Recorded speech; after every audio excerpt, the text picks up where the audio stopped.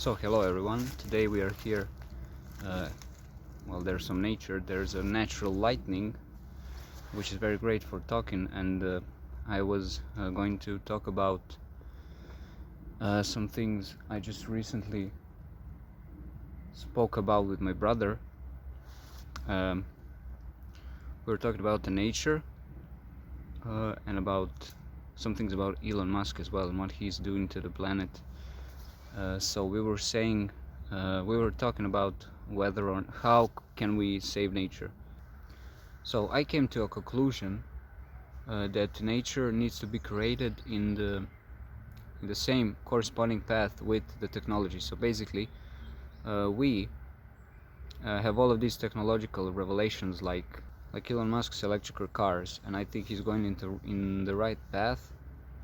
With that, we can definitely save nature with that. But what we need to improve and what we need to find out about more is this about the soil, because the feces of animals help the seeds, so it gives them support to grow.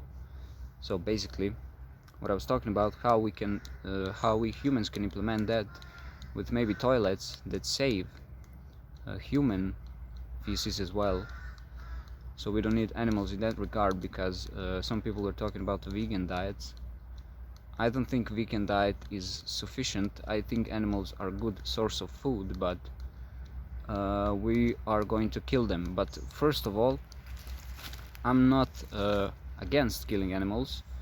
I know it's crude, but that's how the world works. Animals kill animals. If we don't kill animals, animals will kill themselves anyway eventually, so it doesn't matter. Some animals will go extinct anyway. But how we can prevent that is we need to find the crucial animals for world to flourish with humans in it and with all those crucial animals. So if you think that is cruel, you're a hypocrite, and you don't know that animals kill animals anyway. So if we don't kill them, they're gonna kill each other anyway, so we're not doing anything else. We're just finding out animals and we are saving them, or as a matter of fact, we are saving those who are important. So let's say, for example, like maybe bees. And I know my brother, he gave that sort of insight. Bees are great because they spread the seeds. And they are like, they're on the list. They are like one of the animals that we need to save. But next to that, there's probably some other animals, like, I don't know, some certain animals that have very lean meat that we can eat, I guess. Like those can be some animals that we can save. So I don't know, maybe certain sea animals that clear the sea. I don't know. So it's just an insight, nothing more, but it's something to be taken in the context of saving planet. Also about cutting trees, we were talking about cutting trees, how that is bad. That's not really bad, because we need paper. We do. We live with paper. We need paper to write. We need it's easier. But the thing about paper is, we are cutting trees, but so let's say, for example, we cut 30,000 trees for a certain number of papers. We need also to plant those trees as well. So if we cut 13,000 trees, plant 30,000 trees. We can even plant even more, because there's more seeds than there is trees. We can plant a lot more trees with one tree. So if we cut one tree and we plant one tree, I think we can plant more. I don't know, we just have to find a certain season in which seeds grow. I can't remember which is it. Is it fall? Is it winter? I have no clue about that, but there is certain season in which seeds flourish. So we need to find, so somebody needs to tell me what the season is, and then we can together or separately we can just plant trees. So we can also plant trees like this. You can go tomorrow and you can plant a tree if you can. That's just what it is. We can say planet like that. Also, came to my realization that there are certain laws that say that you have to cut trees. Like you have a right to cut certain number of trees. You have a right to cut, let's say, 10 trees. But there should be a law next to that. That law needs to be changed. You need to cut 10 trees, then you need to plant at least 10 trees. Because if you cut 10 trees, you can probably plant more than 10 in a certain season, but you need to plant at least 10 because you cut that much. So that's how we're gonna save planet even further. Also, I wanted to touch some other topics in this video,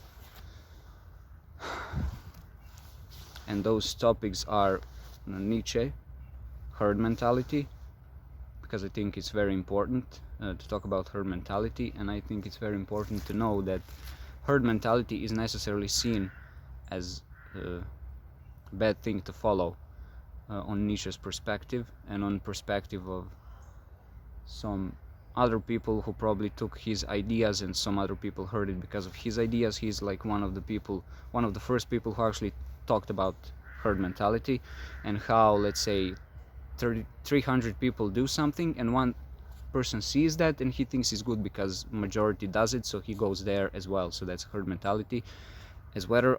So basically what he's saying, that the human that does not follow that herd mentality is the strongest among all.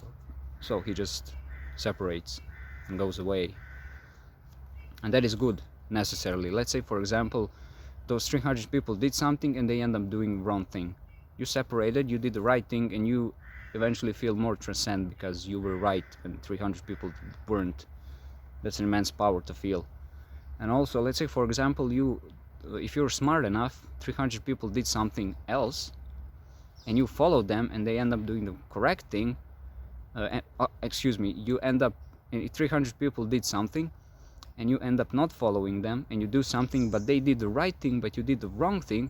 You still feel transcend because you didn't follow them. You still like did your own thing, but you were wrong, which is fine. In life you're going to be wrong, like that's just unavoidable. Like, just there is no certain time, like you're gonna feel tired, you're gonna feel this, you're gonna be obsessed, you're gonna be either, I don't know, like through many of you're going to go through many of distractions of senses. Like, it just happens, we're humans.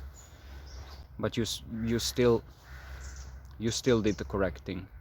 You still went without following the herd mentality, and you have that confidence and you have that individuality, which is great for you to succeed as one of the great people who changed the world for the better.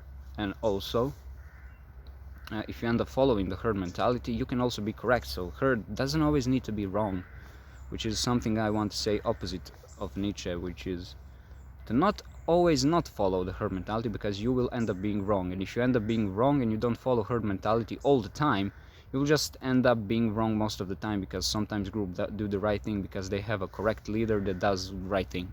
So sometimes you just need to be able to adapt. So if you see them, they doing something right, you need to be quick with your mind. You need to be very witty to understand, oh, they're doing something right, I'm doing something wrong. Oh, look at that. You need to be observant.